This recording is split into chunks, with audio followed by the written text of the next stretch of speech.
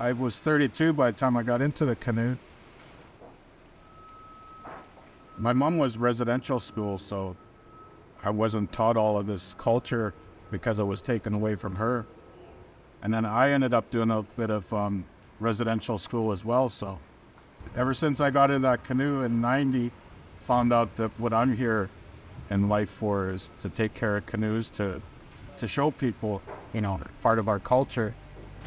I'm not much on that reconciliation stuff, but, for people to come here and want to take part in this is what that word means to me.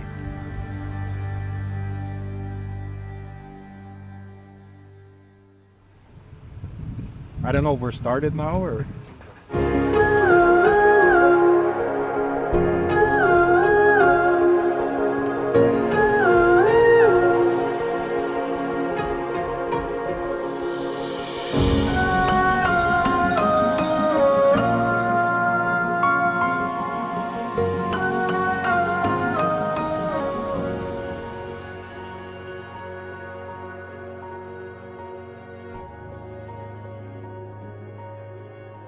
I feel like, I don't know if moving together is a new skill as much as it's a found or a rediscovered sort of a human instinct that we all have. And I think that, the Colonial Project and institutions that are a product of colonialism have just eclipsed our human instinct to take care of each other and to be together. And so I think it's about, revitalizing that memory here, and maybe what is the institution? It's just made up of human beings being human.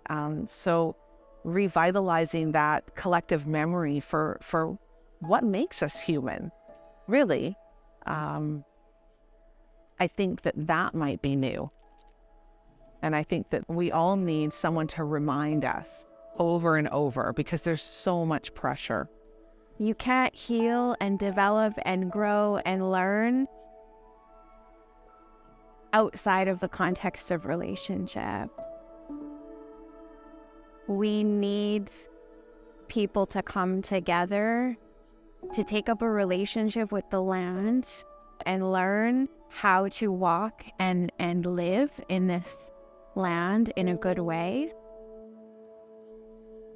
And I think that culture and ceremony has the potential to transform us and to heal us, and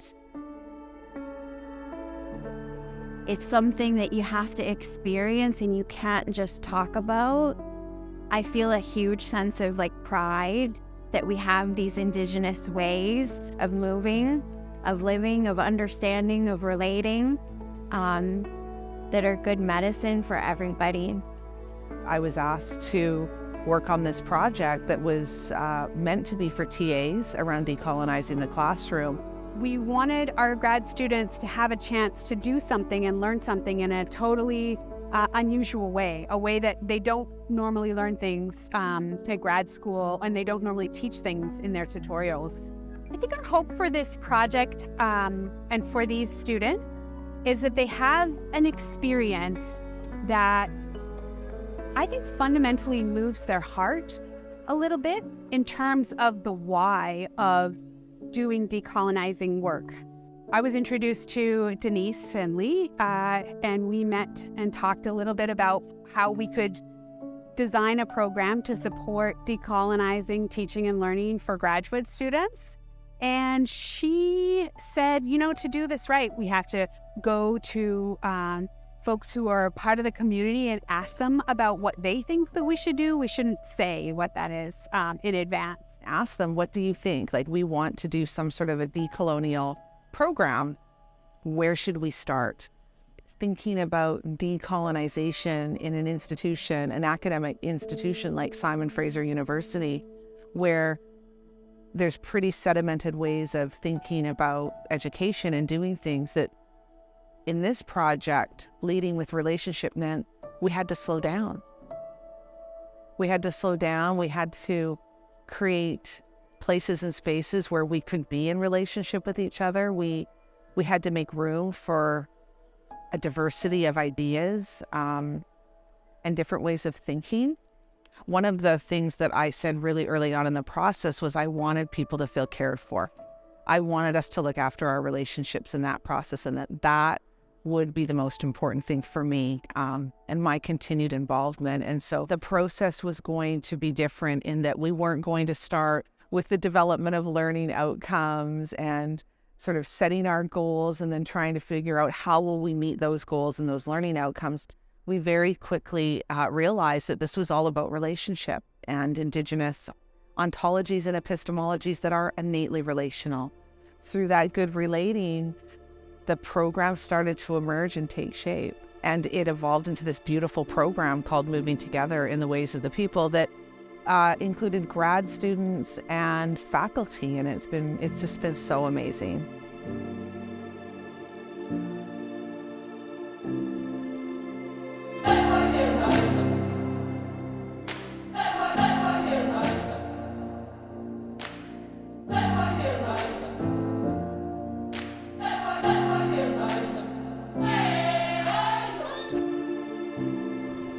Ceremony is, I think Vicki Kelly said it really well. It's the pedagogy of all the work that we're doing, because it moves people in ways that they would never expect to be moved. It begins to connect that beautiful brain of theirs to their heart. And it becomes heart work instead of head work. I had to put that in. When you are doing that work and you see how people turn, well, they're leaving the human world and entering into the spirit world. We do the cedar brushing for people that might feel a little bit out of sorts or unease or may have some illness, to cleanse us from anything that is really unseen to the eye. I still learn as old as I am. I still continue to learn something new in every ceremony.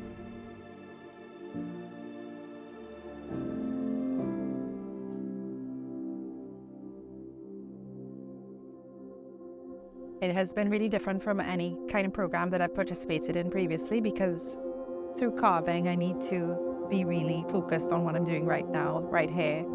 It makes me be present. I've been appreciating that aspect of it. We're looking at anti-colonial pedagogies and different ways of knowing and being and learning. What this program is really doing is deconstructing what has been, for me, the traditional classroom experience. We haven't even been in a classroom yet. So we have we have an old ship line. You stay on either side of that line to your center, you eyeball it, and you just snap it. You flip it over and do the same thing. So you got that, and that's another one of those OS lines.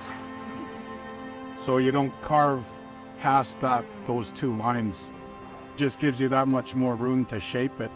It shows the different approach to education, like the Western type of education, mostly learning for certificate, diploma, or degree, but does it really give you anything apart from like few pieces of knowledge? Because this, what I've been doing here, actually gave me many things. Now I don't even care if I have my paddle finished, because the process here is more important than the final outcome. While in Western education, the result is the outcome is important, and you reach this outcome in whichever way you can, and not necessarily remember the middle part, to just get your certificate and go, I guess. My hope in sort of finishing this up and moving forward is that I will feel more confident in my own understanding of what reconciliation can look like. When instructors have an opportunity to connect to who they are and that Squamish value of being human, and they really understand that on a fundamental level, which we hope is kind of one of the things that has happened through this program, then they're able to take that sort of wholeness as their instructor selves, that lens and that way of looking at the world, of seeing where we are here on this territory, in this place, and they bring that to their classroom practice. They bring that to everything they do. You can't lose that lens once you've kind of understood it, once you've felt it, once that change has happened. Then you're going to bring that to everything you do. You'll think about your students maybe in a slightly different way. You'll think about what materials you're choosing in a slightly different way. You'll think about how you want your classes to be and feel, where you take them, who you invite, whose knowledge is valued. I think it goes beyond SFU. I hope to continue learning. I take being welcomed by the Squamish community very seriously. And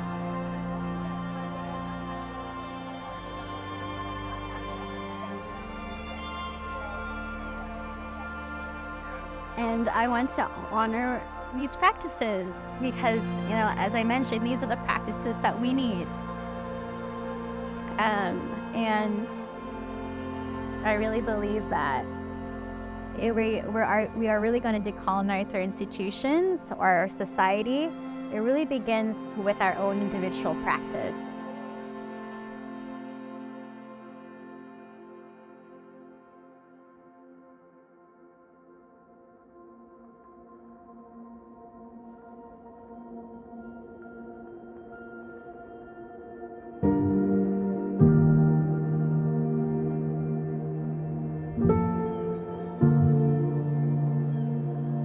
Retrospectively, looking back at how this whole journey has gone regarding moving together in the ways of the people, there have been so many profoundly pedagogical moments that are beyond measure. And I actually question if it would even be ethical to try and measure any of that.